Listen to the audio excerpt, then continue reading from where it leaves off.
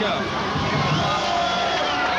I think the Cold's a very energetic band. I think they're a good change from the music we hear on the radio now. They're a good group to watch on stage. Although some people seem to think they're punk when, you know, they're really more pop than anything else, but most people seem to like them.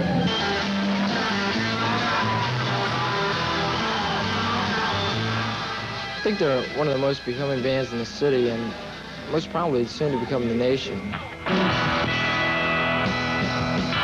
You're always sad, you never was, but to last a million years. So I just took every day for what it was. I didn't mind the way it was. Anyway, you were always there for me. You never let me down before.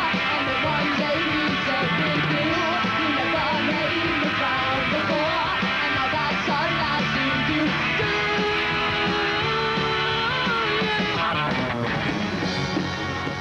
From the reaction of this frenzied crowd at Jed's in New Orleans, you'd think this was some world-famous rock group stopping by on some big national tour.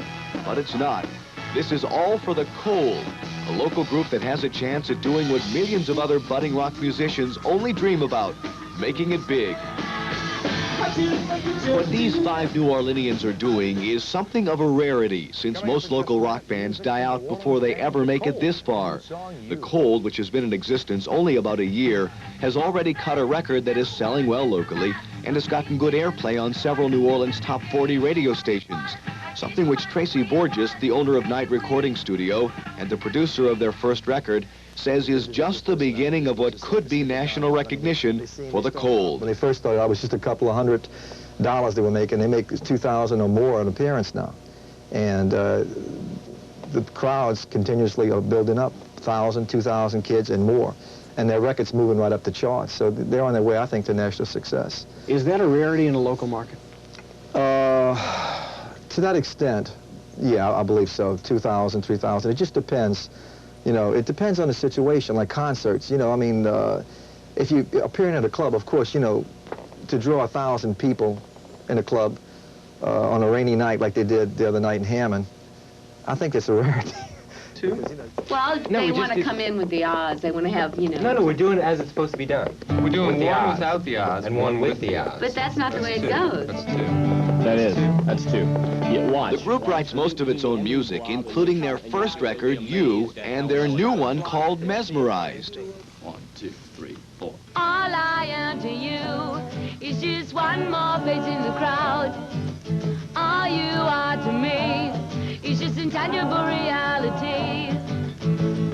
Now, if you see a definite difference in the way the group members act in the recording studio and on stage, well, there's a good reason, according to band member Kevin Radiker. We have a sense of humor. We're on stage. We don't take ourselves seriously. We don't do the long guitar solos and show off or anything.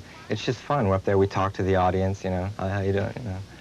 And you need a sense of humor being in music. You don't have to take yourself so seriously and make everything sound so perfect.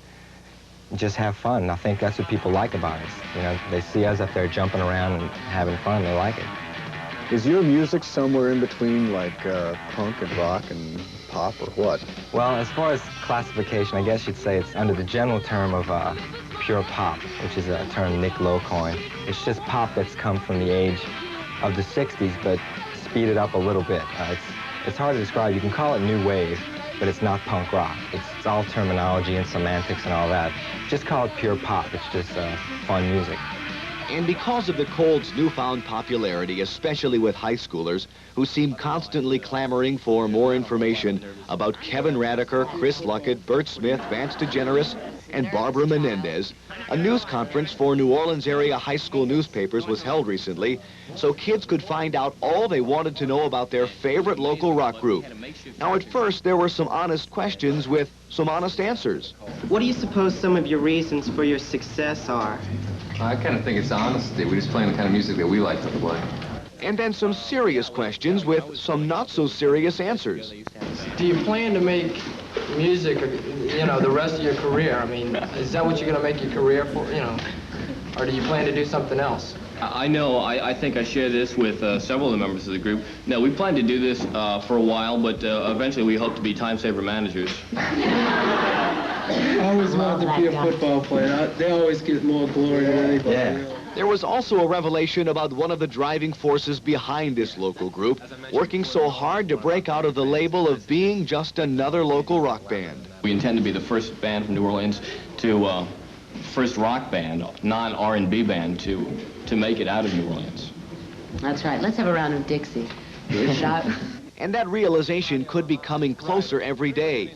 At a rehearsal before the Colds' performance at Jed's, band manager Bruce Spicer said this could be a very important show for the group. We're doing a lot of originals tonight because there's a guy from Arista Records in the crowd, so he wants to hear a lot of originals. That's why a lot. He's definitely coming. I talked to him earlier. So if this kind of reaction can spread to other cities and the Colds' hard work on recording keeps up, maybe their newest record will be the one to launch them into rock world stardom.